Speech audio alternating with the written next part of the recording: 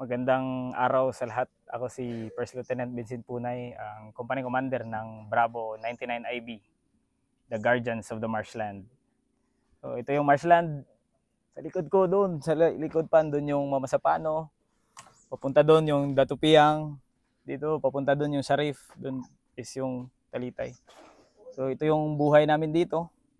Yan na yung liguan namin. Dito na yung lutuan din namin. Tulugan namin, nakahanging lang kasi tubig. Ganyan lang kasimple yung buhay namin dito sa loob. Pero at the same time, we are fulfilled na makapagsilbi dito sa tao ng Maguindanao del Sur, sa mga tao dito sa Maguindanao del Sur. Lalo na pag marinig namin yung mga message nila, yung mga appreciation nila sa amin. Nakakawala na rin ng pagod at the same time fulfillment. Yung ginagawa namin dito is may purpose na bago yung buhay nila, na bago yung takbo ng pamilya nila, at wala na yung mga terorista na dati inaangkin nila na sa kanila ang pawasan at safe haven nila. So yun lang sa mga kabataan dyan na gusto din makaranas ng ganito. Ito yung magandang karanasan.